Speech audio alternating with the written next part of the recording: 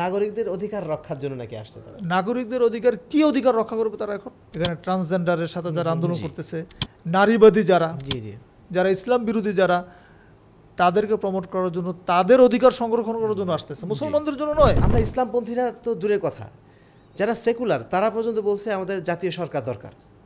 এখন বলা হচ্ছে পিআর সিস্টেম দরকার। অর্থাৎ সবাই কিন্তু চাচ্ছে যে না, একটা সমন্বিত ব্যবস্থাপনা থাকবে যেখানে পরস্পরের প্রতি বিদ্বেষ থাকবে না। সবার দেশ হবে বাংলাদেশ, সবার চিন্তা থাকবে বাংলাদেশ কেন্দ্রিক, কোনো দল কেন্দ্রিক না। আমরা পুরানো সিস্টেমের নতুন প্লেয়ার হতে চাই না, আমরা সিস্টেমটাকে পরিবর্তন করতে চাই। তো এটা কিন্তু গণমানুষের একটা আকাঙ্ক্ষা ছিল যে সিস্টেমটাই পরিবর্তন করা হোক। 53 বছর ধরে আমরা যে বাংলাদেশ দেখে আসছি, যে নীতি অনুযায়ী চলছে, এই নীতিরই পরিবর্তন হোক। শুধু নেতা পরিবর্তনের কোনো লাভ নেই, আবার যা তাই চলে আসবে। যেই ফ্যাসিবাদ ছিল সেই ফ্যাসিবাদ আবার নতুন করে ফিরে আসবে। আমরা যারা ভোট দিচ্ছি আমাদের যোগ্যতা কতটুকু? আত্মাহারিক টিভি, ওহির আলোই উদ্ভাসিত জীবনের জন্য। আসসালামু আলাইকুম রহমতুল্লাহি ওয়া বারাকাতুহু। নাহমাদুহু ওয়া নুসাল্লি আলা রাসূলিহিল কারীম, আম্মা বাদ। দর্শক মণ্ডলী, জুলাই গণ অভ্যুত্থান 2024 1-2 করে করে আজকে আমরা 1 বছরের শেষ প্রান্তে এসে দাঁড়িয়েছি। হয়তোবা আর কয়েকটা দিন পার হলেই এর 1 বছর পূর্ণ হবে। যে উদ্দেশ্য নিয়ে এই গণ অভ্যুত্থান হয়েছিল তার কতটুকু বাস্তবায়ন হয়েছে, নাকি শুধু কতক ব্যক্তির পরিবর্তন হয়েছে, নিয়ম কানুন এবং দেশের সমস্ত কিছু আগের মতোই আছে? জানাবেন আপনার মন্তব্য। সে নিয়ে আমাদের আজকের সময়ের সংলাপ। প্রতিপাদ্য বিষয় হচ্ছে ফিরে দেখা জুলাই গণ অভ্যুত্থান, কি পেলাম কি চেয়েছিলাম। আমাদের আজকের অতিথি আছেন হাদিস ফাউন্ডেশন শিক্ষা বোর্ডের সম্মানিত চেয়ারম্যান ডক্টর আহমদ আবদুল্লাহ সাকিব। আসসালামু আলাইকুম রহমতুল্লাহি ওয়া বারাকাতুহু। ওয়ালাইকুম আসসালাম রহমতুল্লাহি ওয়া বারাকাতুহু। আমাদের সাথে আরও আছেন মাসিক আত-তাহরিকের সম্মানিত সম্পাদক মহোদয় ডক্টর সাখাওয়াত হোসাইন। আসসালামু আলাইকুম রহমতুল্লাহি ওয়া বারাকাতুহু। ওয়ালাইকুম আসসালাম রহমতুল্লাহি ওয়া বারাকাতুহু। জাযাকাল্লাহু খায়রান। আমরা প্রথমে আমাদের দুইজন অতিথিকে স্বাগত জানাচ্ছি আমাদের আজকের এই প্রোগ্রামে এবং ধন্যবাদ জানাচ্ছি যে ওনারা ওনাদের ব্যস্ততার ফাঁকে আমাদেরকে সময় দিয়েছেন, আলহামদুলিল্লাহ। দর্শক মণ্ডলী, আপনারা দেখছেন সময়ের সংলাপ। আজকের প্রতিপাদ্য বিষয় হচ্ছে জুলাই গণ অভ্যুত্থান, কি চেয়েছিলাম কি পেলাম। এই বিষয়ে আমাদের সাথে কথা বলবেন ইনশাআল্লাহ এবং আপনার ব্যক্তিগত অভিমত জানাবেন। আপনি কি উদ্দেশ্যে এই গণ অভ্যুত্থানকে সমর্থন করেছিলেন এবং এই দেশকে আপনি কীরকম পরিবর্তন চেয়েছিলেন, তার কতটুকু আপনি পেয়েছেন। অবশ্যই এগুলি মন্তব্যে জানাবেন। সে সঙ্গে জানাবেন কে কোন স্থান থেকে দেখছেন, আর অবশ্যই অধিকারে শেয়ার করবেন। আমরা শুরুতেই যে বিষয়টি জানতে চাইব ডক্টর আহমদ আবদুল্লাহ সাকিব স্যারের কাছে, সেটা হচ্ছে যে মূলত জুলাই গণ অভ্যুত্থান যেটা হয়েছিল, আমরা মৌলিক কতক উদ্দেশ্য নিয়ে সেটা শুরু করেছিলাম, কিংবা বাংলাদেশের মানুষ সেটা শুরু করেছিল। সেই উদ্দেশ্যগুলোর কতটুকু বাস্তবায়ন হয়েছে বলে আপনি মনে করেন, কিংবা আর কত কত স্থানে পরিবর্তন প্রয়োজন ছিল? আসসালামু আলাইকুম রহমতুল্লাহি ওয়া বারাকাতুহু। বিসমিল্লাহ, আলহামদুলিল্লাহ, ওয়াসসালাতু ওয়াসসালামু আলা রাসূলিল্লাহ ওয়া আলা আলিহি ওয়া সাহবিহি ওয়া মান ওয়ালা। প্রথমে আন্তরিকভাবে ধন্যবাদ জানাচ্ছি আত-তাহরিক টিভিকে আজকের এই চমৎকার আয়োজন করার জন্য। প্রথম যে প্রশ্নটি করা হয়েছে যে জুলাই 2024 বাংলাদেশের ইতিহাসের অন্যতম একটি যুগান্তকারী ঘটনা, যার মাধ্যম দিয়ে বাংলাদেশের নতুন একটা ইতিহাসের সূচনা ঘটেছিল।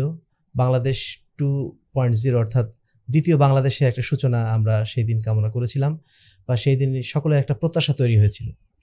সেই জুলাই 2024 অতিক্রম করে আমরা এখন জুলাই 2025 অতিক্রম করতে যাচ্ছি, অর্থাৎ একটা বছর শেষ হয়ে গেছে। তো এই যে একটা বছর দীর্ঘ পথ আমরা পাড়ি দিলাম, আমরা যে প্রত্যাশা নিয়ে শুরু করেছিলাম গত বছরের জুলাই বা আগস্ট মাস, সেই প্রত্যাশা আসলে আমরা কতদূর পৌঁছতে পেরেছি সেটা নিয়ে আজকের আমাদের আত্মসমালোচনা। তো আমরা প্রথমে যেটা বলবো আর কি, অবশ্যই এর মধ্যে আমাদের প্রাপ্তির জায়গা অনেকটা আছে। প্রাপ্তির জায়গা এদিক থেকে যে বিগত 16 বছর বা রাজনৈতিক যে একটা চাপের মধ্য দিয়ে বাংলাদেশ যাচ্ছিল, সেই জায়গা থেকে বাংলাদেশের মানুষের বহু মানুষের এমন ছিল যাদের কথা বলার সুযোগ ছিল না, যাদের দেখা যাচ্ছে যে সরকার বিরোধী কোনো আলাপ আসলেই তাদের উপর একটা আক্রমণের একটা আশঙ্কা ছিল। সার্বিকভাবে একটা অবরুদ্ধ পরিবেশ ছিল। যদিও সেখানে কিছু অর্থনৈতিক উন্নয়ন ঘটছিল, দেশে একটা অর্থনৈতিক স্থিতিশীলতা ছিল, কিন্তু মানুষের যে সার্বিক চাহিদা, সেই চাহিদা পূরণের জায়গাগুলো অনেকগুলো ঘাটতি ছিল। সবচেয়ে বড় ঘাটতি ছিল সেটা হচ্ছে আমাদের কথা বলার অধিকার ছিল না, স্বাধীনতার ঘাটতি ছিল। হ্যাঁ, যথেষ্ট ঘাটতি ছিল। আমরা আমাদের স্বাধীন মতো চিন্তাধারাগুলো প্রকাশ করতে পারছিলাম না। এটাই আমাদের সবচেয়ে বড় একটা বাধা ছিল। সেই জায়গা থেকে আমাদের ছাত্ররা, তারা যখন কোটা আন্দোলন শুরু করলো, সেই আন্দোলনটা ধীরে ধীরে গণমানুষের আন্দোলনে পরিণত হলো। ফলে এটা শুধুমাত্র অভ্যুত্থান না, এটা একটা গণ অভ্যুত্থান বলা যেতে পারে, যদিও গণ অভ্যুত্থানের সাবজেক্টগুলো বা শব্দগুলো হচ্ছে রাজনৈতিক শব্দ। তো এটাকে বিভিন্নভাবে মার্কিং করা হয়। যেমন অভ্যুত্থান বললে বলা হয় যে কোনো একটা রাজনৈতিক দলের অভ্যুত্থান হতে পারে বা সামরিক বাহিনীর অভ্যুত্থান হতে পারে। এটা ছিল গণ অভ্যুত্থান বলতে মানে সমাজের সমস্ত অংশ এখানে যুক্ত ছিল। তো সেই কারণে এটা নিঃসন্দেহে বাংলাদেশের পট পরিবর্তনের জন্য অত্যন্ত গুরুত্বপূর্ণ একটা ঘটনা ছিল এবং সেই জায়গাতে মানুষের প্রত্যাশা অনেক বেশি ছিল। তো কিছু জায়গায় উন্নতি হয়েছে, যেমন আমরা এখন কথা বলতে পারছি, বিশেষ করে ইসলামী যে সম্মেলনগুলো আমরা করতাম এর আগে বহু ধরনের অনুমতি নেওয়া লাগতো, এগুলো এখন কিছুই নেওয়া লাগে না আলহামদুলিল্লাহ। সেই পরিবেশ এখন তৈরি হয়েছে। আমরা কোনো কথা বলতে গেলে খুব বেশি যে ভয়ভীতি নিয়ে কথা বলছি সেরকম না, অর্থাৎ অনেকটা স্বাধীনতা নিয়ে আমরা যে কোনো বিষয়ে আলাপ করার সুযোগটা পাচ্ছি। এর আগে যে গুম খুনের একটা পরিবেশ ছিল, ইসলামী জঙ্গিবাদ নিয়ে একটা ধোঁয়াশা তৈরি করা ছিল, হ্যাঁ, সেই সমস্ত জায়গাগুলো থেকে অন্তত যারা ইসলামপন্থী বর্তমানে আমরা আছি বাংলাদেশে, তাদের ক্ষেত্রে যথেষ্ট আমরা মনে করছি যে পরিস্থিতির উন্নয়ন ঘটেছে। কিন্তু যেই জায়গাগুলো আসলে বাংলাদেশের প্রত্যাশা ছিল যে একটা বৈষম্যহীন বাংলাদেশ, এমন একটা বাংলাদেশ যেখানে মানুষ পরস্পরের অধিকার খুঁজে পাবে, বাংলাদেশের যে সমস্ত জায়গাগুলো দুর্নীতিতে নষ্ট হয়ে গেছে সেগুলো আবার আমরা বোধহয় একটা সুশাসন প্রতিষ্ঠার মাধ্যম দিয়ে সেখানে অনেক কিছু ফেরত নিয়ে আসতে পারবো। কিন্তু সেই জায়গাটা আমরা দেখছি যে সুশাসনের জায়গা বা দুর্নীতি দূর করা জায়গা, এই জায়গাতে নতুন বাংলাদেশের যারা দায়িত্বশীল কর্ণধার হয়েছেন তারা মোটেও কোনো উল্লেখযোগ্য পরিবর্তন বা আনতে পারেন নাই। বরং দেখা যাচ্ছে আগের যে রাজনৈতিক সিস্টেম আমরা দেখে আসছি বিগত 53 বছর, একে অপরের উপর জুলুম করা, সেই জুলুমবাজির শাসন এখনো রয়ে গেছে। এখনো দেখা যাচ্ছে সেই ঢালাও মামলা কিন্তু দেওয়া হচ্ছে। জি না, অবশ্যই আমরা বলতে পারি যে যারা দায়ী ছিলেন তাদের বিরুদ্ধে মামলা করা উচিত, তাদের অবশ্যই যথাযোগ্য শাস্তি হওয়া উচিত। কিন্তু যেভাবে ঢালাওভাবে মামলা দেওয়া হচ্ছে, এটা ওই গত সরকারেরই ধারাবাহিকতা আমরা দেখতে পাচ্ছি, পুনরাবৃত্তি হচ্ছে। বিচার ব্যবস্থায় আসলে যে খুব উন্নয়ন হয়েছে, আমার মনে হয় না যে কেউ বলবেন যে বিচার ব্যবস্থায় খুব বেশি উন্নয়ন হয়েছে। সেখানেও দেখা যাচ্ছে হয়তো কিছু মানুষ যারা সুবিধাভোগী বা বর্তমান গণ অভ্যুত্থান থেকে যারা সুবিধা নিচ্ছেন তাদের হয়তো কিছু লাভ হচ্ছে, কিন্তু সাধারণ মানুষ কিন্তু সেখানে যারা অবিচারের মধ্যে ছিলেন তারা অবিচারের মধ্যেই এখনো ডুবে আছেন, তারা সেখান থেকে বের হওয়ার কোনো সুযোগ পাচ্ছেন না। দুর্নীতি জায়গায় যদি আমরা কথা বলি, নিঃসন্দেহে বাংলাদেশে দুর্নীতি জায়গায় কোনো উন্নতি হয়নি। যেভাবে দুর্নীতি আগে চলছিল ঠিক সেভাবেই চলছে, বরং কিছু ক্ষেত্রে আরো বেশি চলছে বলে আমরা সংবাদ পাচ্ছি। তো দুর্নীতি জায়গায় আসলে তেমন কোনো উন্নয়ন হয়নি। এই জায়গাগুলো নিয়ে আমাদের একটা চরম হতাশা এখনো আছে। আর সবচেয়ে বড় আমরা যে জিনিসটা কামনা করছিলাম যে নতুন বাংলাদেশ হবে ইসলামের বাংলাদেশ, এই প্রত্যাশা কিন্তু আমাদের ইসলামপন্থী যারা ছিলেন তাদের একটা বিরাট একটা প্রত্যাশা ছিল। বা এই বাংলাদেশে 90% মানুষ কিন্তু এখনো পর্যন্ত, যদিও সেকুলার পরিবেশ, কিন্তু মানুষ কিন্তু চায় এখানে ইসলামী শরিয়া আসুক, এখানে ইসলামী সমাজ ব্যবস্থা কায়েম হোক। তো সেই জায়গাতে আমরা তেমন কোনোই অগ্রগতি দেখতে পাচ্ছি না। তো সার্বিকভাবে আমাদের কিছু প্রত্যাশা পূরণ হয়েছে, তবে আমরা যে নতুন বাংলাদেশের স্বপ্ন দেখেছিলাম সেই নতুন বাংলাদেশের স্বপ্ন আমরা মনে হয় না যে সারা বাংলাদেশের কোনো মানুষ এখনো পর্যন্ত আমরা স্যাটিসফাইড এই বিষয়ে। শিক্ষা সংস্কার নিয়েও কোনো কাজ হয়নি, শিক্ষা সংস্কার নিয়েও যে কাজটা হওয়া দরকার ছিল সেটুকু হয়নি। সামান্য কিছু বিষয়ে সংস্কার আসছে, কিন্তু সেটা নিঃসন্দেহে প্রত্যাশা মাফিক না।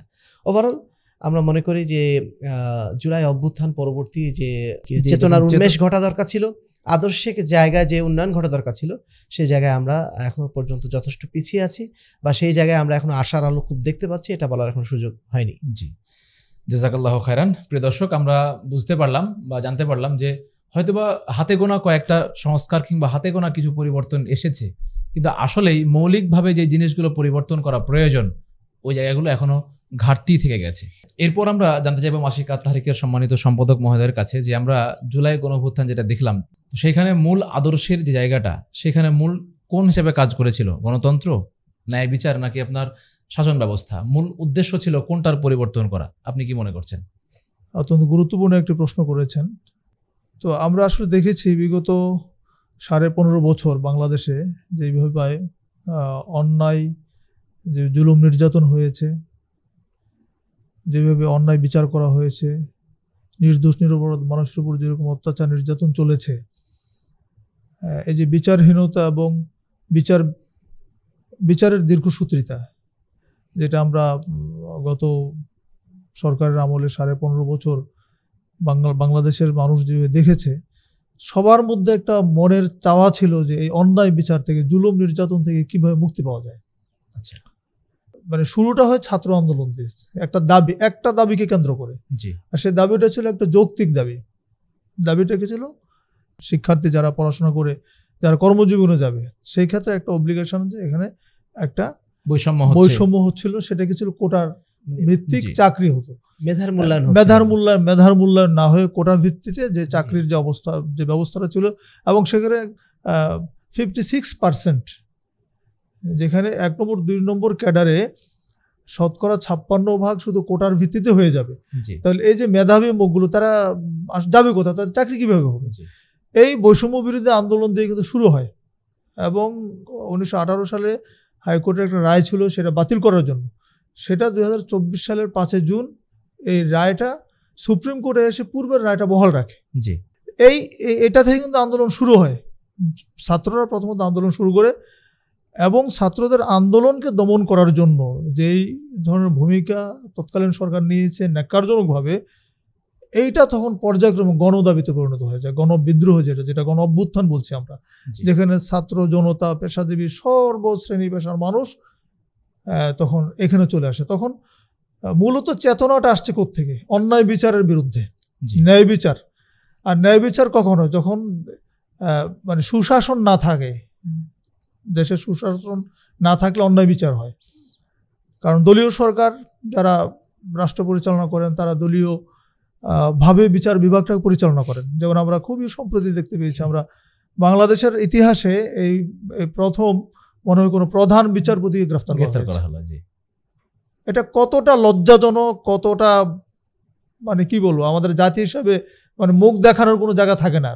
একজন প্রধান বিচারপতি, যিনি যার হাতে মানুষ অন্যায়ের একটা রেমেডি পাবে, একটা ন্যায় বিচার পাবে, সেই জায়গা থেকে একদম কি পয়েন্টে বসে থেকে, সর্বোচ্চ জায়গায় বসে থেকে তিনি যে পরিমাণ দুর্নীতি করেছেন, অন্যায় করেছেন, আজকে বাধ্য হয়েছে তাকে গ্রেফতার করতে।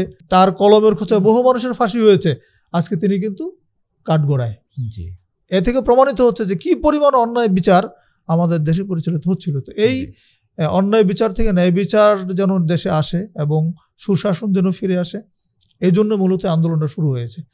আর এই আন্দোলনটা পরবর্তীতে রূপ নেয়, পারিপার্শ্বিক সব দাবি একসঙ্গে জড়ো হয়। কারণ বিগত মানে 15.5 বছর বা 16 বছর, একটু আগে ডক্টর সাকিব সাহেব যেটা বললেন, যে আসলে সেই আমলে মানুষের মত প্রকাশের কোনো স্বাধীনতা ছিল না, আমরা কথা বলতে পারতাম না।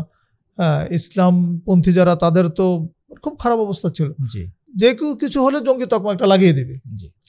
ইসলামের কথা বলতে, কোনো অনুষ্ঠান করতে গেলে সব মিলিয়ে যে একটা শ্বাসরুদ্ধকর পরিবেশ ছিল, সেটা থেকে মুক্তি চেয়েছিল দেশের মানুষ।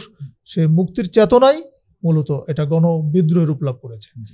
তার মানে আমরা বলতে পারি যে এটা গণতন্ত্র কিংবা অন্য কোনো কিছু নয়, মোটের ওপর সবাই দুর্নীতিগ্রস্ত থেকে বেরিয়ে আসতে চেয়েছিল এবং ন্যায় বিচার চেয়েছিল, এবং যেন সমাজে শান্তি প্রতিষ্ঠা হয় সেই লক্ষ্যে সবাই এই জায়গাটাই এসেছিল আর কি। মূলত গণতন্ত্রের পরিবর্তন এটা তো কোনো রাজনৈতিক ইস্যু আসলে ছিল না আগে, এটা ছিল আসলে ন্যায় বিচারের জন্য। মানে অন্যায় বিচার হচ্ছে, জুলুম নির্যাতন হচ্ছে, দেশে সুশাসন নেই, সেই জন্য দেশের জনগণ, ছাত্র জনতা সবারই সম্মিলিত একটা দাবি ছিল, গণদাবিতে পরিণত হয়েছিল যে ন্যায় বিচার প্রতিষ্ঠিত হয়, ইনসাফ ভিত্তিক সমাজ প্রতিষ্ঠিত হয়। এখানে কোটাটোরা কিছু নয়, মূলত মেধার ভিত্তিতেই যেন সকলে তার ন্যায্য অধিকারটা পেতে পারে, ন্যায্য অধিকার পায়, বৈষম্যহীন একটা সমাজ যেন উপহার পায়। এই চেতনা থেকে মূলত এই আন্দোলন রূপ নেয় এটা। জি জি, জাযাকাল্লাহু খায়রান। আমরা আরও একটু জানতে চাইবো ডক্টর সাকিব স্যারের কাছে, সেটা হচ্ছে যে আমরা ন্যায় বিচারের কথা শুনি, আমরা শাসন ব্যবস্থার কথা বলি আমরা এ নিয়ে, এবং এখনও কিন্তু আপনার মানে ভয়হীনভাবে কোনো বিচারক রায় দিবেন কিংবা কোনো বিচারক কোনো কথা বলবেন অথবা তার সিদ্ধান্ত জানিয়ে দিবেন, ওই জায়গায় কিন্তু আমাদের এখনও একটা ভয় থেকে গেছে। এখন কি সরকারের অন্যতম একটা কাজ এইটা ছিল না যে তিনি বিচার ব্যবস্থায় পরিবর্তন আনবেন এবং শাসন ব্যবস্থায় শোষণ প্রতিষ্ঠা করবেন? আপনি কি মনে করছেন? অবশ্যই সে জায়গাতে আমরা তো বললাম একটা দুর্বলতা রয়ে গেছে, যে সে জায়গায় আসলে আমাদের কাঙ্ক্ষিত পরিবর্তন এখনও আসেনি। বিশেষ করে বিচার ব্যবস্থা, শিক্ষা ব্যবস্থা, স্বাস্থ্য খাত, মৌলিক যে খাতগুলো, এগুলোতে তেমন কোনো পরিবর্তন আসেনি। কার আমি রায় দিচ্ছি, কার পক্ষে রায় দিচ্ছি, কাকে জামিন দিচ্ছি, এই সমস্ত বিষয়গুলো কিন্তু তারা মানে রাজনৈতিক দৃষ্টিভঙ্গিটা এখনও রেখে দিয়েছেন। অর্থাৎ বিচারের দৃষ্টিভঙ্গি একরকম আর রাজনৈতিক দৃষ্টিভঙ্গি আরেক রকম। তারা এখনও সেই রাজনৈতিক সে দৃষ্টিভঙ্গিটাই বজায় রেখেছেন। পূর্ব যে রাজনৈতিক দৃষ্টিভঙ্গি ছিল সেটা হয়তো বিপরীত রাজনৈতিক দৃষ্টিভঙ্গি, কিন্তু সেটা রয়ে গেছে। ফলশ্রুতিতে আমরা দেখছি যে বলা হচ্ছে যে জুলাই কেন্দ্রিক যে মামলাগুলো হয়েছিল সেই মামলায় যাদের গ্রেফতার করা হয়েছে তাদের কোনো জামিন নেই। কথাগুলো এইভাবে কেন বলা হচ্ছে? এটাও তো মানবাধিকার লঙ্ঘন। যার যে অপরাধ সে অপরাধ অনুযায়ী শাস্তি পাবে, সেই বিচারের সম্মুখীন হবে। বিচারের দৃষ্টিভঙ্গি হবে একদম বিচারিক সিস্টেমে। কেন এখানে রাজনৈতিক দৃষ্টিভঙ্গি আসছে? তার মানে আগের জায়গাটা পরিবর্তন হয়নি এবং বিচারকরাও কিন্তু ভয় পাচ্ছে যদি আমরা এভাবে জামিন দেই বা এরকম এমন রায় দেই যেটা হয়তো বা বর্তমানে যারা প্রভাবশালী তাদের বিরুদ্ধে যাচ্ছে, তাহলে আমার হয়তো চাকরি থাকবে না। তার মানে এখনো পর্যন্ত বিচারকদের সেই স্বাধীনতা আমরা কিন্তু দেখছি না, যেটা কিন্তু পাকিস্তানের মতো একটা ভঙ্গুর দেশ, তারা কিন্তু সেই মেরুদণ্ড নিয়ে তারা কিন্তু দাঁড়িয়ে আছেন বিচারকরা, কিন্তু সেটা কিন্তু আমরা আমাদের দেশে এখনও প্রতিষ্ঠা করতে পারি নাই। তারপরে নিঃসন্দেহে এখনও আমাদের ব্যর্থতার জায়গাটা রয়ে গেছে। সম্মানিত দর্শক মণ্ডলী, আমরা এতক্ষণ আলোচনা থেকে এটা বুঝতে পারলাম যে আমরা মূলত যেই উদ্দেশ্য নিয়ে এবং যে আশা আকাঙ্ক্ষা নিয়ে যে অভ্যুত্থানে অংশগ্রহণ করেছিলাম তার আংশিক বাস্তবায়ন হয়েছে এবং মূল যে জায়গাগুলো সে জায়গায় এখনও ঘাটতি থেকে গেছে। আমরা এখন এসে দাবি করতে পারি এটা যে অবশ্যই আমাদের এই মৌলিক জায়গাগুলো পরিবর্তন করে যেন দেশের মানুষের চাহিদা এবং এর সমাজকে এবং সংস্কৃতিকে সামনে রেখে সিদ্ধান্তগুলো গ্রহণ করা হয় এবং যেন বিচার বিভাগে কোনো হস্তক্ষেপ না হয় এবং এখানে বিচারকরা যেন স্বাধীনভাবে এবং ন্যায়সঙ্গত উপায়ে বিচার কার্য সম্পাদন করতে পারেন, আমরা সেই দোয়া করব। দর্শক মণ্ডলী, অবশ্যই আপনি দেখবেন এবং অন্যকে দেখার জন্য অধিকারে শেয়ার করবেন। আমরা যাচ্ছি পরবর্তী প্রশ্নে। প্রশ্নটি হচ্ছে যে আমরা পরিবর্তনের অনেক রূপ দেখছি এবং অনেক কথাবার্তা আমরা শুনছি। মূলত আমাদের রাষ্ট্র কিন্তু আগের নিয়মে চলছে, আমরা এতটুকু আলোচনা থেকে বুঝতে পারলাম। এই জায়গাতে এসে আমাদের পরিবর্তনটা আসলে দরকার কোথায়, নেতায় নাকি নীতিতে? আমরা কোনটা অনুসরণ করতে পারি বা কোনটা আমলে নিতে পারি? অসংখ্য ধন্যবাদ, অত্যন্ত গুরুত্বপূর্ণ প্রশ্ন এটি। আর নেতার পরিবর্তনটা তো হয়ই, কারণ আমাদের যে রাজনৈতিক সিস্টেম সেখানে 5 বছর পর পরই নেতার পরিবর্তন হয়। নেতার পরিবর্তন দিয়ে কি দেশের কোনো উন্নতি হচ্ছে না। তাহলে আমাদের যেটা চাওয়া আসলে বাস্তবে মৌলিকভাবে পরিবর্তন করতে গেলে নীতির পরিবর্তনের প্রয়োজন। আমরা নেতার পরিবর্তন নয়, নীতির পরিবর্তনে বিশ্বাসী। এজন্য যে নীতিটা কি, আসলে আমরা কোন নীতিতে রাষ্ট্র পরিচালনা করছি। আমরা যারা ইসলামী খেলাফতের কথা বলতেছি, আমাদের নীতি তো আল্লাহ সুবহানাহু ওয়া তাআলার পক্ষ থেকে আসছে। সেই নীতির আলোকে যদি রাষ্ট্র পরিচালনা হয়, বিচার ব্যবস্থা সেভাবে ঢেলে সাজানো হয় বা অপরাধীর শাস্তি যদি নির্ধারণ করা হয় এবং বাস্তবায়ন করা হয়, তাহলে দেশে তো এমনিতে শান্তি চলে আসবে। আমরা তো নীতি তৈরি করছি নিজেরা, আইন তৈরি করছি আমরা, কিন্তু আসলে ইসলাম যে মুসলমানদের জন্য তো আইন তৈরি করে দিয়েছেন, আল্লাহ সুবহানাহু ওয়া তাআলা আইন দিয়েছেন আমাদেরকে, তো সেই আইনটা বাস্তবায়ন করাটা প্রয়োজন। ইসলামী খেলাফতে যারা আসবে খলিফা হবেন তারা কিন্তু আইন প্রণয়নকারী নয়, তারা হবেন আইন বাস্তবায়নকারী। কারণ মুসলমানদের জন্য একটা মৌলিক বিষয় আমাদের মনে রাখতে হবে যে ইসলামী খেলাফতটা কি। ইসলামী খেলাফতটা আমরা কেন চাচ্ছি? যে মূলত সৃষ্টিকর্তার বিধান অনুযায়ী সৃষ্টিকে পরিচালনা করা। তাহলে সৃষ্টিকর্তা আল্লাহ সুবহানাহু ওয়া তাআলা যে বিধান দিয়েছেন সেই বিধানের আলোকে কী করতে হবে? সৃষ্টিকে পরিচালনা করতে হবে। তো বিধান তো আমাদের আছে, নীতি আমাদের আছে, সেই নীতিটা বাস্তবায়ন করতে হবে। আচ্ছা, তার মানে আপনি বলতে যাচ্ছেন এটা যে নেতার পরিবর্তন নয়, আমরা যে গণতন্ত্রের দিকে যেটা হাঁটছি বা যাকে আমরা পুঁজি করে চলছি, এইটাকে পরিবর্তন করা প্রয়োজন। কোনোদিনও একটা আদর্শ রাষ্ট্র গঠন সম্ভব নয় যদি নীতির পরিবর্তন না করি। আচ্ছা, শুধু নেতার পরিবর্তন দিয়ে এই পথে, যেহেতু আমাদের সিস্টেমটা একটা পচা, হ্যাঁ, আমাদের আইন বিধান সবই হচ্ছে নিজেদের তৈরি করা এবং সব পশ্চিমাদের কাছ থেকে ধার করা। তো এইগুলো দিয়ে, এই নীতি দিয়ে, এই আইন দিয়ে, এই বিচার ব্যবস্থা দিয়ে আমরা কীভাবে সুশাসন কামনা করতে পারবো, কীভাবে একটা সুন্দর রাষ্ট্র কীভাবে কামনা করতে পারবো, এটা বাস্তবায়ন হয়তো সম্ভব নয়। এজন্য আমরা নীতির পরিবর্তন চাই। নীতির পরিবর্তন যদি হয় তাহলে ইনশাআল্লাহ এদেশ একটা সুন্দর রাষ্ট্রে পরিণত হবে ইনশাআল্লাহ, এবং ইনসাফপূর্ণ একটা রাষ্ট্র উপহার পাবে এর মাধ্যমে। কাজে নীতির পরিবর্তনটাকে মূল্যায়ন করতে হবে, বেশি নেতার নয়। আচ্ছা, আমরা এখানে আর একটা প্রশ্ন করতে যাবো, সেটা হচ্ছে যে স্যার বলছিলেন নীতির পরিবর্তনের কথা। তো বাংলাদেশে প্রেক্ষাপট অনুযায়ী এখন তো একটা রীতি প্রচলিত আছেই যে সরকারি দল একটা হবে এবং সেখান দিয়ে গণতন্ত্রের মধ্য দিয়ে গিয়ে তার অধিকার আদায় করার চেষ্টা করবে। তো এখন বাংলাদেশের সমাজ অনুযায়ী কি মানে এই রীতি বাদ দিয়ে নতুন আর একটা রীতি এনে এবং ইসলামের যে নিয়মকানুনগুলো আছে সেগুলোকে বাস্তবায়ন করা সম্ভব কিনা, আপনি কি মনে করছেন? আসলে জুলাই 2024-এ যে আন্দোলনটা হয়েছিল সেই আন্দোলনের একটা ভাবমূর্তি কিন্তু এভাবে গড়ে উঠেছিল যে আমরা চাই নেতার পরিবর্তন না, নীতির পরিবর্তনের মাধ্যম দিয়ে আমরা সমাজকে পরিবর্তন করতে চাই। এমনকি আমাদের বর্তমানে যে একজন মানে এনসিপি অর্থাৎ নাহিদ ইসলাম অর্থাৎ জুলাই গণ অভ্যুত্থানে একজন নায়ক যাকে বলা হয় আর কি, তার বক্তব্য ছিল এটাই যে আমরা পুরানো সিস্টেমের নতুন প্লেয়ার হতে চাই না, আমরা সিস্টেমটাকে পরিবর্তন করতে চাই। তো এটা কিন্তু গণমানুষের একটা আকাঙ্ক্ষা ছিল যে সিস্টেমটাই পরিবর্তন করা হোক। 53 বছর ধরে আমরা যে বাংলাদেশ দেখে আসছি, যে নীতি অনুযায়ী চলছে, এই নীতিরই পরিবর্তন হোক। শুধু নেতা পরিবর্তনের কোনো লাভ নেই, আবার যা তাই চলে আসবে। যেই ফ্যাসিবাদ ছিল সেই ফ্যাসিবাদ আবার নতুন করে ফিরে আসবে, কারণ সিস্টেমটা এরকমই। তো সেক্ষেত্রে আমরা বারবার এই কথাই বলছি যে নীতির পরিবর্তন, এটা ইসলামের কথা। আমরা যারা বাংলাদেশে ইসলামী সমাজ ব্যবস্থা কায়েম করতে চাই, আমরা মূলত নীতির পরিবর্তনটা চাই। নেতার পরিবর্তন হয়ে বিশেষ কোনো লাভ নেই। নেতা যতই ভালো হোক না কেন, নীতি যদি পচা থাকে, ওই নেতাও ওই নীতির কাছে আবদ্ধ হয়ে দুঃশাসনের পথেই হাঁটবেন, এটাই স্বাভাবিক। তো সেক্ষেত্রে নিঃসন্দেহে যে প্রশ্নটা করা হয়েছে এটা অত্যন্ত ইম্পর্টেন্ট, এবং আমাদের এটা সবার মাথায় গেঁথে নেওয়া উচিত যে আমরা নীতির পরিবর্তনটা চাই, সিস্টেমের পরিবর্তনটা চাই। নেতার পরিবর্তনটা সমাজের স্থায়ী কোনো পরিবর্তন নিয়ে আসে না। জি, যে আসলে জুলাই বিপ্লব যে জন্য হয়েছে সেটা আমরা আগে আলোচনা শুনলাম।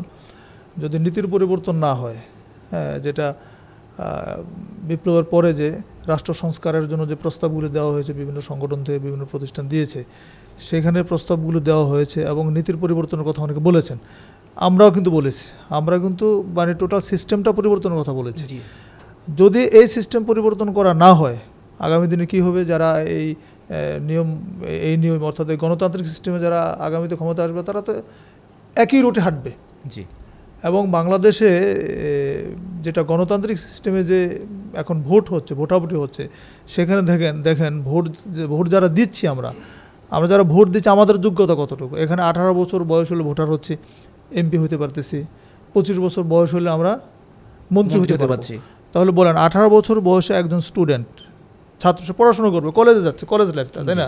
তো একটা কলেজের ইন্টারমিডিয়েটের একজন স্টুডেন্ট, সে কিভাবে তার এলাকার বা রাষ্ট্রের জন্য কোন ডিসিশনটা ভালো, কাকে এমপি করলে, কাকে ভোট দিলে রাষ্ট্রের উপকার হবে, সে একজন ছাত্র, ইন্টারমিডিয়েট লেভেলের ছাত্র কি জ্ঞান রাখে এই বিষয়ে? আরোভাবে বলতে গেলে মানে সে তার জীবনের মোড় কোন দিকে ঘোরাবে, এইটা নিয়েও তো সে সন্দেহের মধ্যে থাকে। সেটাই।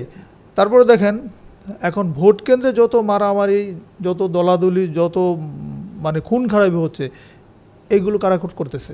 সব এই বয়সের শিক্ষার্থী, 18 থেকে 40 ধরেন। দেখেন রাসূল করিম সাল্লাল্লাহু আলাইহি সাল্লাম, আমাদের সর্বশেষ এবং নবী সর্বশ্রেষ্ঠ রাসূল সাল্লাল্লাহু আলাইহি সাল্লাম, তাকেও কিন্তু আল্লাহ সুবহানাহু ওয়া তাআলা নবুয়ত দিয়েছেন 40 বছর বয়স। এখন তাহলে 40 বছর কিন্তু একটা ম্যাচুরিটির একটা সীমা বলা যায়। এখন বাংলাদেশে যদি ভোটের রাজনীতিতেও যদি আমরা এইটুকু মেনটেন করা হতো যে 40 বছরের আগে কেউ এমপিও হবে না, মন্ত্রীও হবে না, কেউ ভোটারও হবে না। আচ্ছা, যদি ভোট দিতে হয় তাহলে 40 বছর, তাহলে ভোটের সংখ্যা কি, ভোটার সংখ্যা কমে যাবে, তাহলে কিন্তু এত মারামারি হবে না। তাহলে বাছাইকৃত কিছু মানুষ তখন তাদের বুদ্ধিমত্তাতে নেতা নির্বাচনের দিকে এগিয়ে যেতে পারতো, সেটাও হচ্ছে না।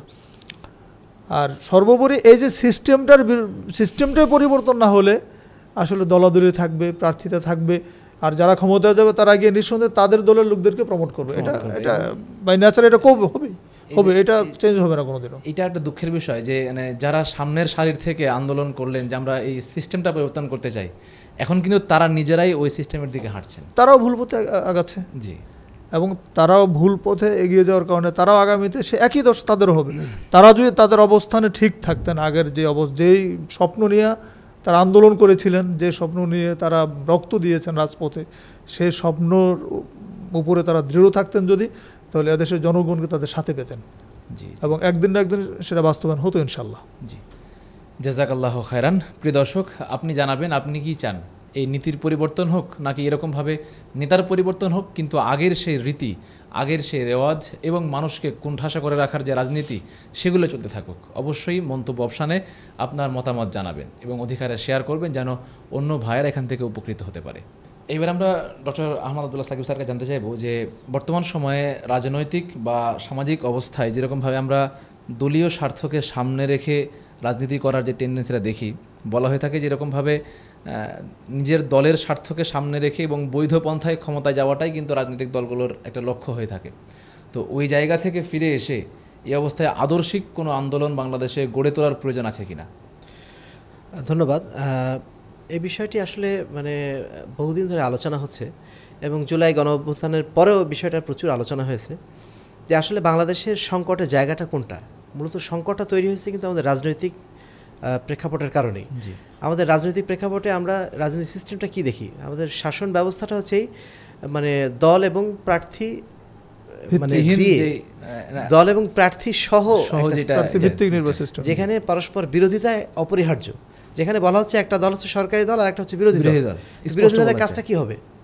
তার কাজই বিরোধিতা করা। জি। একটা মানে প্রথম থেকেই যখন এরকম মুখোমুখি অবস্থানে যখন দেশ থাকে তখন সেখানে নিঃসন্দেহে সুশাসন প্রতিষ্ঠা করা খুবই কঠিন।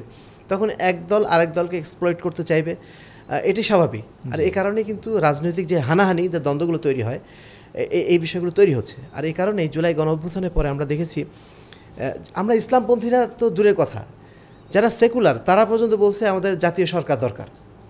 এখন বলা হচ্ছে পিআর সিস্টেম দরকার। জি অর্থাৎ সবাই কিন্তু চাচ্ছে যে না, একটা সমন্বিত ব্যবস্থাপনা থাকবে যেখানে পরস্পরের প্রতি বিদ্বেষ থাকবে না, আলোচনার সবার জায়গা দেশ হবে থাকবে বাংলাদেশ, একটা, সবার চিন্তা থাকবে বাংলাদেশ কেন্দ্রিক, কোনো দল কেন্দ্রিক না।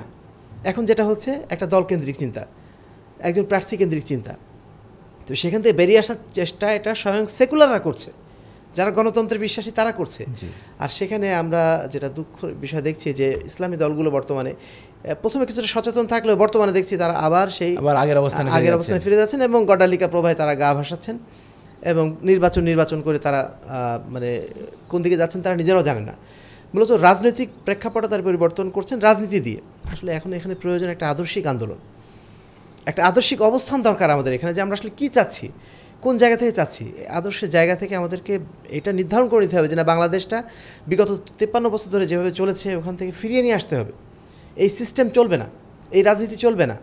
এখান থেকে ফিরে এসে আমাদেরকে অবশ্যই একটা আদর্শিক নিয়মের অধীনে আসতে হবে এবং সেই আদর্শটা হচ্ছে ইসলাম।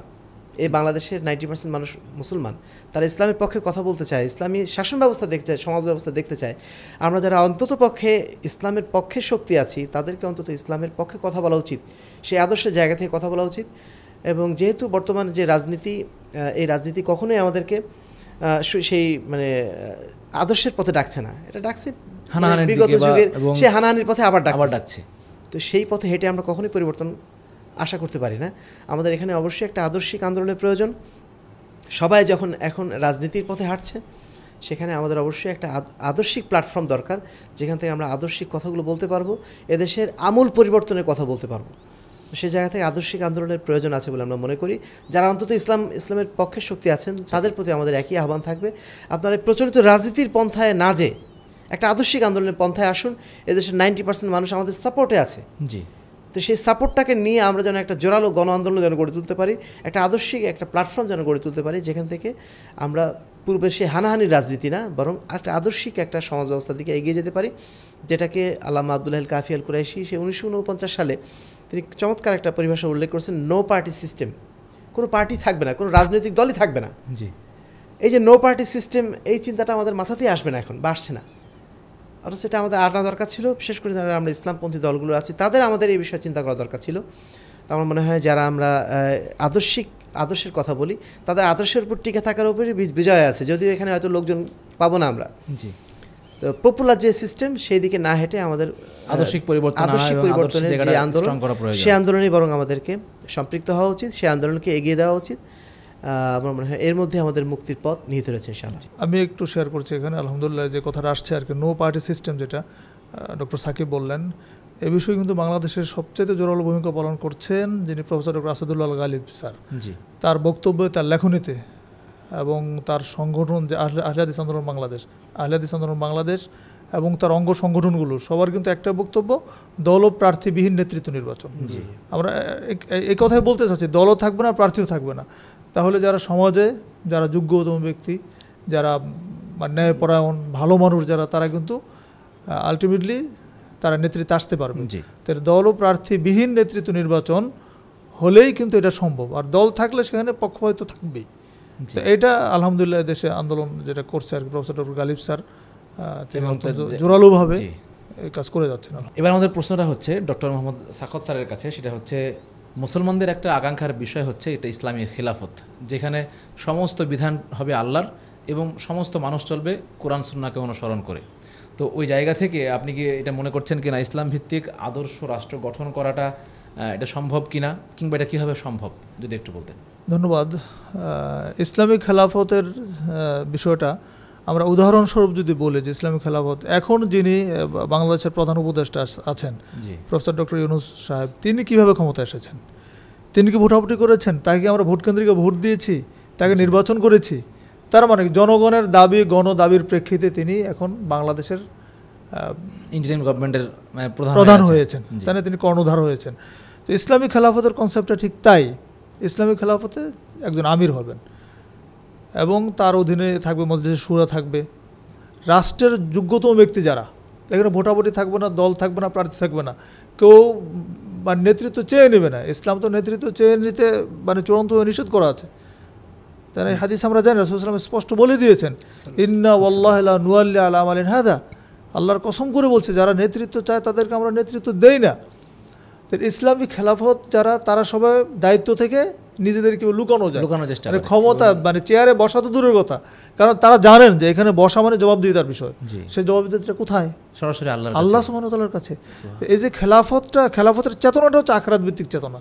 আর প্রচলিত যে রাজনৈতিক যারা দলগুলো আছে, রাজনীতি যারা করেন, রাজনৈতিক দল যেগুলো আছে, তাদের চেতনা হচ্ছে দুনিয়া। যারা এমপি হচ্ছে, মন্ত্রী হচ্ছেন, তারা কি করতেছেন? কোটি কোটি টাকা খরচ করতেছেন এবং ক্ষমতা যাওয়ার পরে তাদের টার্গেট থাকে যত টাকা ইনভেস্ট করেছি আমরা তার বহুগুণ কিভাবে তোলা যায়, ইনকাম করা যায়। রাজনীতি একটা ব্যবসা ইনভেস্ট এবং প্রফিট। বাস্তবতা তাই। না হলে আজকে দেখেন জুলাই বিপ্লবের পরে যে চিত্র আমরা দেখেছি, কত ন্যাক্কারজনক। মানুষের টাকা পয়সা কি এত প্রয়োজন, এত বাড়ি গাড়ি প্রয়োজন, ব্যাংকের সমস্ত জনগণের সমস্ত টাকা লুটপাট করে নিয়ে যাচ্ছে। এই টাকাগুলো কাদের? এই সব টাকা জনগণের টাকা। এগুলো শুধু রাজনৈতিক সিস্টেমের কারণে, এই দলবাজি রাজনীতির কারণে সম্ভব হয়েছে, কিন্তু ইসলামী খেলাফত থাকলে সম্ভব না। কারণ ইসলামী খেলাফতের জবাব আল্লাহর কাছে, জনগণের কি প্রয়োজন সেটা বাস্তবায়ন করবে ইসলামী খেলাফতের আমির। আর ইসলামী খেলাফতের যে বিষয়টা, যে ইসলামী খেলাফতের আমির বা খলিফা তিনি কিন্তু নিজে থেকে কোনো আইন প্রণয়ন করবেন না, আইন অলরেডি করা আছে। আল্লাহ সুবহানাহু ওয়া তাআলার যে বিধান সেগুলো বাস্তবায়ন করবেন। ইসলাম তো কমপ্লিট কোড অফ লাইফ, এখানে তো সব কিছুই আছে। এখানে আইন বিভাগ আছে, এখানে বিচার বিভাগ আছে, ব্যবসা বাণিজ্য আছে, এখানে সংস্কৃতি আছে, এখানে অর্থনীতি আছে, হ্যাঁ, এখানে সমাজনীতি আছে, হ্যাঁ, এখানে পারিবারিক আইন আছে, সব কিছু কিন্তু এখানে দেওয়া আছে, শুধুমাত্র বাস্তবায়ন করতে হবে। আজকে দেখেন যে সমস্ত অপরাধ বাংলাদেশ সংঘটিত হচ্ছে, ন্যাক্কারজনক অপরাধগুলো, যে জুলাই বিপ্লবের পরের ঘটনা বলি, এই অতি সম্প্রতি যেগুলো হলো, একটা মানুষকে পাথর নিক্ষেপ করে এভাবে মারা যায়। একটা মানুষ তো, একটা মানুষের মানে পশুত্বের সর্বনিম্ন স্তরে পৌঁছে গেলেও তো এটা করা সম্ভব না। একটা পশুর মধ্যে কিছু মমতা থাকে, কিন্তু একটা মানুষ লাশ, তার জান চলে গেছে, তারপরে এতটাই আক্রোশ যে আমরা পাথর নিক্ষেপ করতেছি, মারতেছি, তার লাশের উপরে দাঁড়িয়ে আমরা উল্লাস করছি। এগুলো সব গণতান্ত্রিক নির্বাচন পদ্ধতির, গণতান্ত্রিক সিস্টেমের এটা কুফল। তো ইসলামী খেলাফত যদি থাকে তাহলে ন্যায় বিচার হবে। কি ন্যায় বিচার হবে? এই অপরাধের শাস্তি হবে এবং বিচার বিলম্বিত নয়। আজকে দেখেন এখনও মুসলিম কান্ট্রিগুলোতে, কয়েকটা কান্ট্রিতে এখনও যে ইসলামী হাদ, যেটা মানে ইসলামী হুদুদ বিচার ব্যবস্থা, যেটা কেসাস, যেটা সেটা প্রকাশ্যে করা হয়। আমাদের দেশে হচ্ছে কি, যখন একটা অপরাধ সংঘটিত হয় তখন এটা খুব হাকডাক ছেড়ে প্রচার করা হয়, দুনিয়ার সব মানুষ জানে। আপনি পেপার পত্রিকা দেখবেন একদম লিড নিউজ লাল হরফে বড় বড় করে লেখা হচ্ছে, তুলপাড় হয়ে যাচ্ছে, হ্যাঁ, সামাজিক যোগাযোগ মাধ্যমে তুলপাড় হয়ে যাচ্ছে। কিন্তু এটা যখন মামলা হয়, বিচার যখন শুরু হয়, বিচার হতে হতে এটার দীর্ঘসূত্রিতা চলতে চলতে চলতে চলতে দেখা যায় 5 বছর 10 বছর পার হয়ে যাচ্ছে। তখন রায় হচ্ছে কি, রায়ের নিউজটা আসে পত্রিকার এক কোনায় দিয়ে, যমুকের রায় হয়েছে ফাঁসি, ধরে নিলাম ফাঁসি হলো, তাহলে রায়টা হচ্ছে ছোটো করে, এইটার কোনো উৎসাহ থাকে না কারো। তখন এই বিচার ব্যবস্থা যে মানুষ কি শিখছে, কিছু শিখে না। যদি এটা প্রকাশ্য হতো, জনসমুখে হতো, একজন মানুষ চুরি করেছে হাত কাটতে হবে, তাহলে শরীয়ত আইন প্রকাশ্যে কাটতে হবে। জেনা করেছে সঙ্গেসার করতে হবে, জনসমুখে করতে হবে, জনগণ সবাইকে আগে অ্যানাউন্স করা হবে যে আজকে এটা রায় কার্যকর হবে, জনগণ সব উপস্থিত হবে, বিশাল ময়দান হবে, সবাই দেখবে যে তার এই অপরাধের কারণে তার শাস্তি হচ্ছে। এটা দেখে শত শত মানুষের মধ্যে পরিবর্তন হয়ে যাবে, এই অপরাধগুলো সংঘটিত হবে না। কাজে ইসলামী খেলাফতের কোনো বিকল্প কোনো পথ নেই শান্তি প্রতিষ্ঠার জন্য, সুশাসনের জন্য, ন্যায় বিচারের জন্য। এজন্য ইসলামী খেলাফতের জন্য কাজ করতে হবে, সবাইকে বলতে হবে। ইসলামী সংগঠনগুলো যারা বাংলাদেশে কাজ করছেন তারা যদি এই কথা বলতেন তাহলে ইসলামী খেলাফতের পক্ষে কিন্তু আরেকটা বিপ্লবের দিকে রাষ্ট্র এগিয়ে যেত। জি কিন্তু দুর্ভাগ্য হচ্ছে আমরা মনে করে নিয়েছি ইসলামী খেলাফতের তো সেকেলে ১,৫০০ বছর আগের খেলাফত, এটা কীভাবে সম্ভব? কাজে আমাদেরকে এখন গণতান্ত্রিক সিস্টেমে যেতে হবে, গণতান্ত্রিক সিস্টেমে ক্ষমতায় গিয়ে ইসলামী খেলাফত কায়েম করবো। সম্ভব? এটা কি আদৌ সম্ভব? এটা মোটেও সম্ভব না। তারা যত ন্যায় বিচারের কথা বলেন, এই সিস্টেমের ফাঁদে পা দিলে তারা কোনোদিনও ন্যায় বিচার প্রতিষ্ঠা করতে পারবেন না, অসম্ভব। এই জন্য আমরা বলছি কি, যদি আমরা সবাই এক মুখে কথা বলতে পারতাম তাহলে ইনশাআল্লাহ ইসলামী খেলাফতের পক্ষে দেশের আপামর জনসাধারণ সর্বশ্রেণীর মানুষ কিন্তু এই পক্ষে আসতো। কারণ ৫৩ বছরের স্বৈর শাসন তারা দেখেছে, অন্যায় বিচার দেখেছে, জুলুম নির্যাতন দেখেছে, দলবাজি দেখেছে, মানুষকে কীভাবে হত্যা করে উল্লাস করে সব দেখেছে। এগুলো আর দেখতে চায় না মানুষ সুশাসন চায়। এই জন্য ইসলামী খেলাফতের বিকল্প কোনো পথ আছে বলে আমাদের জানা নেই। জি, এখানে একটা বিষয় যে আমাদের ইসলামপন্থী নেতৃবৃন্দ পর্যন্ত অনেক সময় জিজ্ঞেস করেন যে গণতন্ত্র ছাড়া উপায় কী, নেতৃত্ব তাহলে কীভাবে নির্বাচন হবে, এই কথা তারা বলেন। আপনি এর আগে উল্লেখ করলেন যে তাহলে ডক্টর ইউনূস কীভাবে আসলো, তার তো কোনো নেতৃত্ব নির্বাচন ব্যবস্থা ছিল না। আসলে ইসলামের যে নেতৃত্ব নির্বাচন ব্যবস্থা সে সম্পর্কে তারা আসলে জানি না মনে হচ্ছে। ইসলামের দুইটা নিয়ম, একটা হচ্ছে ইস্তেখলাফ, অর্থাৎ আগের যিনি শাসক থাকবেন তিনি পরবর্তী শাসক নির্ধারণ করে দেবেন, কারণ তিনি জানেন রাষ্ট্র কীভাবে শাসন করতে হয় বা রাষ্ট্রের অবস্থাটা কী, সেই অনুযায়ী পরবর্তী যোগ্য ব্যক্তি কে হতে পারেন তার একটা আইডিয়া থাকে, সেই অনুযায়ী তিনি হয়তো নির্ধারণ করে দেবেন। অথবা আরেকটা হচ্ছে আল ইন্তিখাব, তিনি হয়তো বলে দেবেন, অথবা দেশে যারা শুরা পরিষদ থাকবে তারা প্যানেল করে দেবেন। পূর্ববর্তী শাসক চলে যাওয়ার পরে পরবর্তী শাসক কে হবেন তারা হয়তো বা সংক্ষিপ্ত একটা সার্কুলার দিলেন, অথবা একটা ওমর রাদিয়াল্লাহু আনহু করেছিলেন, ওমর রাদিয়াল্লাহু আনহু একটা প্যানেল করে দিলেন। সেই প্যানেল করার মাধ্যম দিয়ে তার মধ্যম থেকে সবচেয়ে যিনি উপযুক্ত তাকে নির্বাচন করা হলো। তারা ভাবতেই পারে না যে গণতন্ত্র ছাড়া নির্বাচনে আর কোনো ব্যবস্থাপনা আছে। অথচ দেখা যাচ্ছে আলহামদুলিল্লাহ আমাদের যে বর্তমান যে সরকার আসলো, ইন্টারিম সরকার আসার পরে বিভিন্ন বিশ্ববিদ্যালয়ে আমরা দেখলাম ভিসি নিয়োগ করা হলো। এই যে ভিসি নিয়োগ করা হলো, এই ভিসি নিয়োগ করার সময় ছাত্রদের ভোটাভুটি করা হয়েছিল? তারা তো ছাত্রদেরই লিডার হবেন যিনি ভিসি, কই ছাত্রদের ভোট নেওয়া হলো না? কি করা হলো? ওখানে দেখা হলো যে সবচেয়ে যোগ্য ব্যক্তি কে, একাডেমিসিয়ান কে, যার মাধ্যম দিয়ে শিক্ষা ব্যবস্থার উন্নয়ন হবে, সেটা কিন্তু সরকারের মধ্যে একটা প্যানেল ছিল, তারা কিন্তু নির্বাচনটা করলো। তো এটা কিন্তু আমরা কেউ বিরোধিতা করি না, কারণ একটা যোগ্য মানুষ আমরা পেয়েছি। মানুষ আসলে কি চায়? সুশাসন চায়, সমাজে একটা মানে স্থিরতা চায়, স্থিতিশীলতা চায়। সেক্ষেত্রে যেই আসুক না কেন, মানে XYZ আসতে হবে এরকম না, যেই আসুক না কেন তিনি যোগ্য মানুষ যদি হন, জনগণ সেটা মেনে নিতে বাধ্য। বর্তমানে আপনার মেয়র নির্বাচন হয়নি, কিন্তু প্রশাসক আছেন, কে প্রশাসক আছে আমরা তো জানি না, কিন্তু মাশাআল্লাহ সব কিছু চলছে। জনগণ তো ওইটা দেখে না যে কে আছে, দেখেন যে কিভাবে চলছে সিস্টেম। শুধুমাত্র মানে ভোটাভুটির কারণে জনগণের মধ্যে একটা কিউরিসিটি, কে আসবে, কে দাঁড়াবে, কে প্রার্থী হবে। যদি ভোটাভুটি না থাকতো তাহলে মানুষের মধ্যে চিন্তায় থাকতো না, ঠিক আছে কে আছে। ক্ষমতা কোনো কিউরিসিটির বিষয় না, দায়িত্বের বিষয়, আমানতের বিষয়। যিনি দায়িত্বে আসবেন তার জন্য এটা আমানত, আর যিনি জনগণ তারও দায়িত্বের বিষয় যে সঠিকভাবে শাসক দেশ শাসন করছেন কিনা সেটা দেখে। কে আসছে, কোন ব্যক্তি মুখ্য না, দল মুখ্য না, কিছুই মুখ্য না, এখানে মুখ্য দায়িত্বটা। যে আপনি দেখেন পট পরিবর্তনের পরেই কি হলো সারা দেশের ঘটনা। যারা এতদিন পর্যন্ত রাষ্ট্রীয় সুযোগ সুবিধা পাননি যারা, তারা ওই জায়গাগুলোতে শুধু ব্যক্তি পরিবর্তন হয়েছে, ঠিক আছে, চাঁদাবাজি চলতেছে, টেন্ডারবাজি চলতেছে, দখল বাণিজ্য চলতেছে, জায়গা জমি দখল করে ফেলতেছে। কারা করতেছে? তারাও কিন্তু এদেশের নাগরিক, এবং তারা গণতান্ত্রিক সিস্টেমের সুবিধাভোগী যারা আগামীতে ক্ষমতা আসতে চাচ্ছে। ইতিমধ্যে শুরু হয়ে গেছে। এবং সাধারণ মানুষ কিন্তু শান্তি চায়। একটা অল্প সংখ্যা কিন্তু বেশি না, অল্প সংখ্যক যারা এই জাতীয় যারা লেজুর বৃত্তি করতেছে, হ্যাঁ, রাজনৈতিক দল করে তারা এটা করতেছে।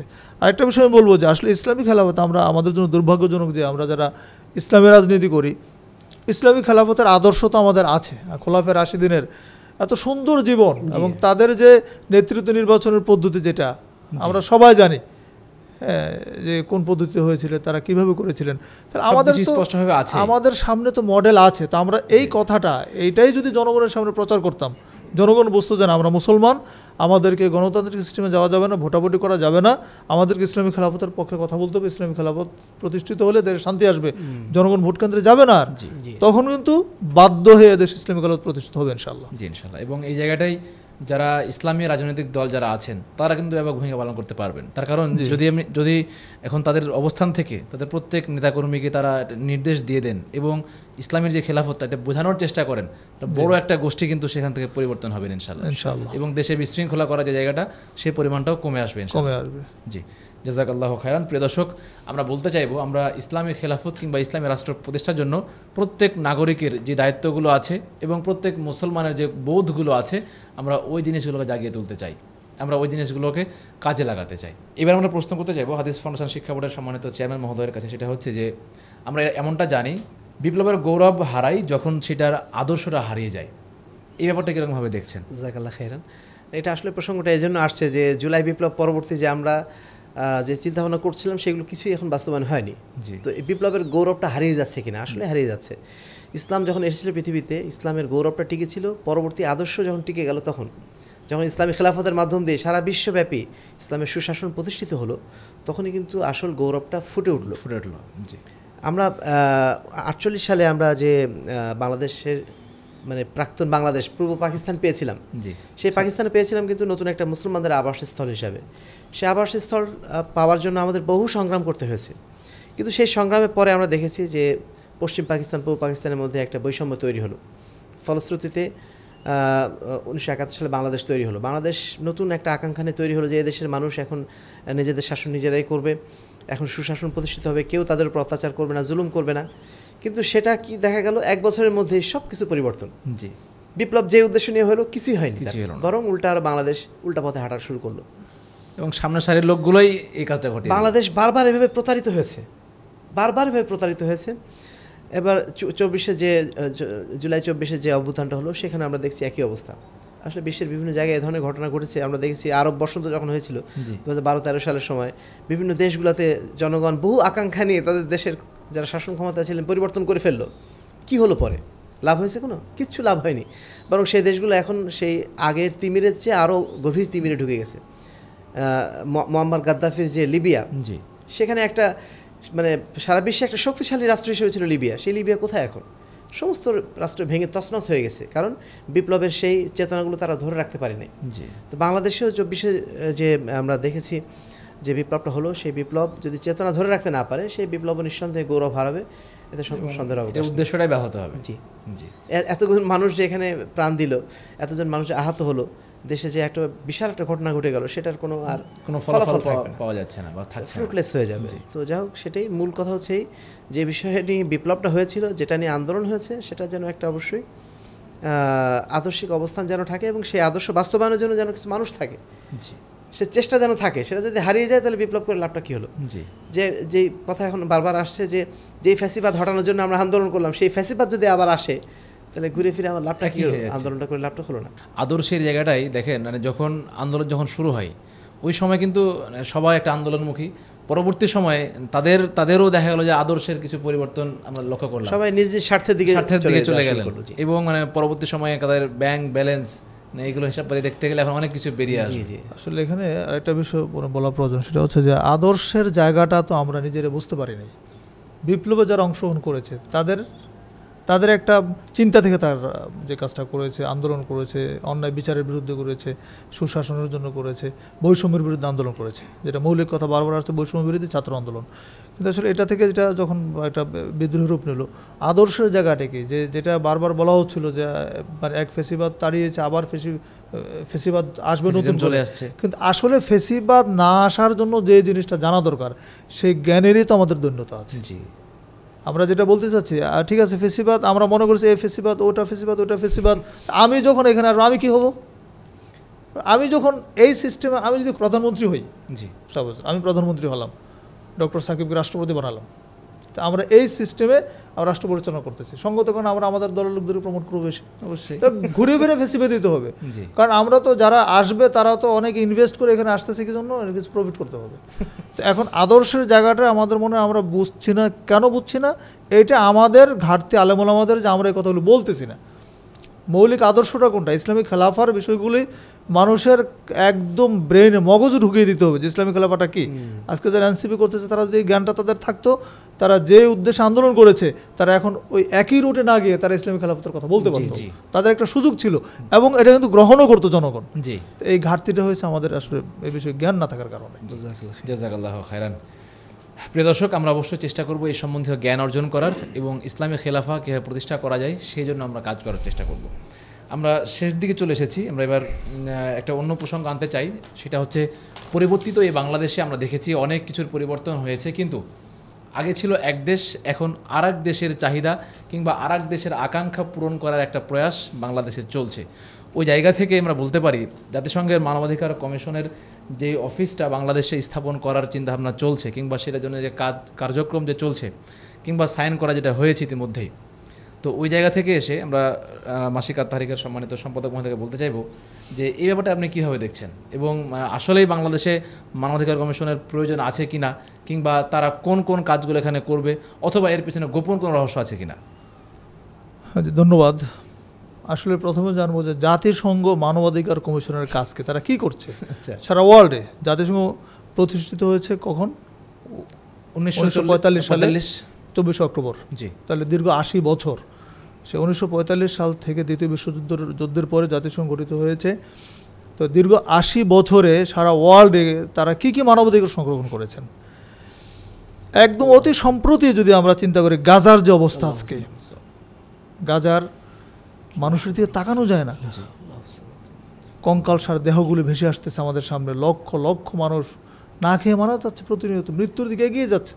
এখনো করোনা অবস্থা চলছে, প্রতিনিয়ত কোনো খাবার পাচ্ছে না, সন্তানগুলি মানে হাড্ডি মানে গোটা কঙ্কালটাই দেখা যাচ্ছে, এভাবে মারা যাচ্ছে।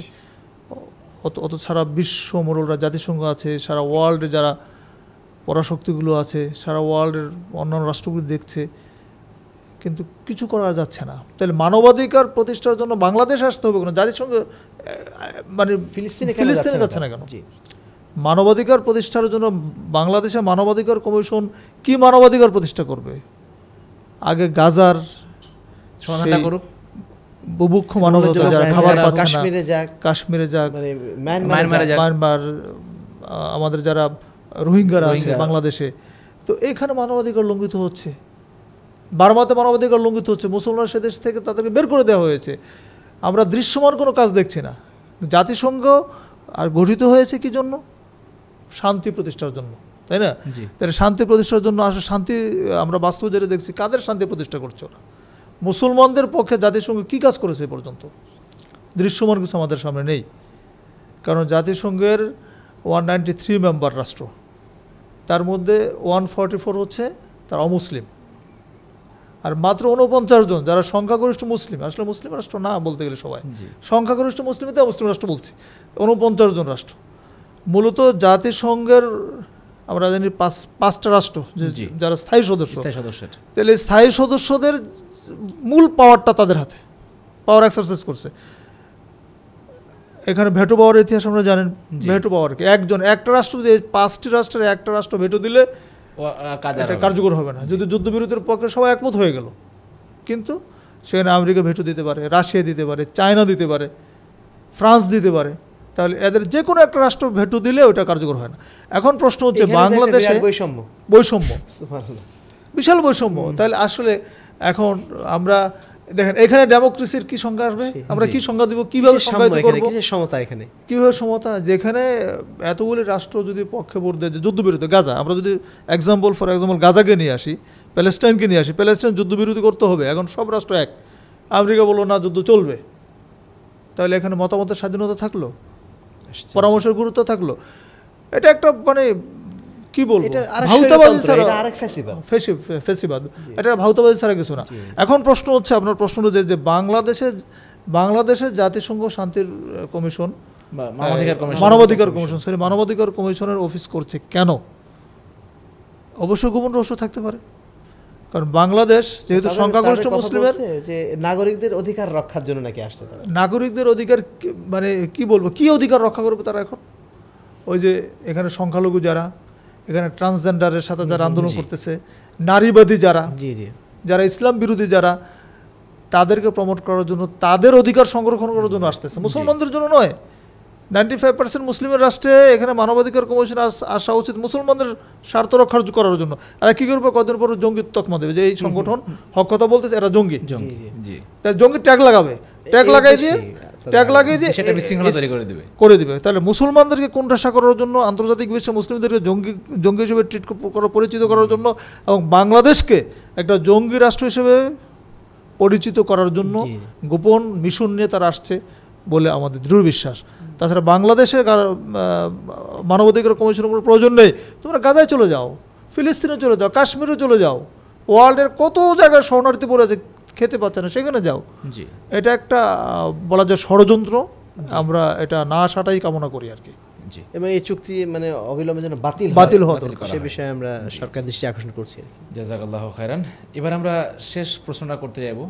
সম্মানিত চেয়ারম্যান, হাদিস ফাউন্ডেশন শিক্ষা বোর্ডের সম্মানিত চেয়ারম্যান মহোদয়ের কাছে, সেটা হচ্ছে যে ভবিষ্যৎ বাংলাদেশ নিয়ে আমরা কি স্বপ্ন দেখছি, আমরা ভবিষ্যৎ বাংলাদেশের কাছে কি কি আশা রাখছি? যদিও আমাদের আলোচনার মধ্যে অনেকটা চলে এসেছে, যদি আপনি এক বাক্যে বলে দিতেন। ভবিষ্যৎ বাংলাদেশ আমরা যেটা চাই সেটা হচ্ছে এদেশের অধিকাংশ মানুষ যে স্বপ্ন দেখে সেই স্বপ্নের দিকেই, সেই স্বপ্নের বাংলাদেশটাই আমরা কামনা করি, যে বাংলাদেশে সুশাসন থাকবে, সেখানে শান্তি থাকবে, যেখানে নাগরিকদের অধিকার প্রতিষ্ঠিত হবে, যেখানে এমন একটা বিচার ব্যবস্থা তৈরি হবে যেখানে মানুষ তার সঠিক বিচারটা পাবে, এমন শিক্ষা ব্যবস্থা থাকবে যেখানে মানুষ তার সঠিক শিক্ষাটা পাবে, এমন স্বাস্থ্য ব্যবস্থা থাকবে যেখানে তার মানুষ তাদের চাহিদা মতো স্বাস্থ্য ব্যবস্থাপনা পাবে। অর্থাৎ মানুষের মানে চাহিদা মতো এবং যুক্তিসঙ্গত যে চাহিদাগুলো সেগুলো যেন পূরণ করার সার্বিক সুযোগ থাকে, সেটাই কিন্তু আমরা সেই বাংলাদেশে আমরা কামনা করি। এবং অবশ্যই করে আমরা চাইবো যে এই বাংলাদেশ একটা আদর্শী বাংলাদেশ হোক, যে আদর্শ হবে ইসলামের আদর্শ, ইসলামী খেলাফতের আদর্শ, যে আদর্শের উপরেই সারা বিশ্বে এক সময় শান্তি প্রতিষ্ঠিত হয়েছিল, শৃঙ্খলা প্রতিষ্ঠিত হয়েছিল, মানবাধিকার প্রতিষ্ঠিত হয়েছিল। আমরা সেই মানবাধিকার নিশ্চিত করার জন্যই ইসলামী খেলাফত কামনা করছি। ইসলামী খেলাফত শুধুমাত্র ইসলামী খেলাফতের জন্য না, শুধু আমরা মুসলিম বলে তাই না, আমরা মানবাধিকার প্রতিষ্ঠার জন্য ইসলামী খেলাফত চাই। এবং ইসলামী খেলাফতের অধীনে শুধু মুসলমানরা নিরাপদ না, অমুসলমানরাও নিরাপদ, পশু পাখিও নিরাপদ, সবার অধিকার রক্ষিত হয় ইসলামী খেলাফতের আন্ডারে। তা আমরা সেই স্বপ্নের বাংলাদেশ কামনা করছি, এদেশের অধিকাংশ মানুষ সেই কামনাই করছে। দুর্ভাগ্যজনক বিষয় যে বাংলাদেশের যে সেকুলার পরিমণ্ডল এখন হয়ে আছে, এই সেকুলার পরিমণ্ডলের কারণে এদেশের অধিকাংশ মানুষের চিন্তা চেতনাটা ওইদিকে, এবং সেই সাথে এদেশের রাজনীতিবিদ যারা, তারাও সেকুলার হওয়ার কারণে তারা কিন্তু মূলত যদিও কথা বলে যে আমরা জনগণের অধিকার নিয়ে কাজ করছি, আমরা জনগণের অধিকার প্রতিষ্ঠার জন্য কাজ করছি, কিন্তু মূলত তারা জনগণের অধিকার প্রতিষ্ঠার জন্য কাজ করছে না।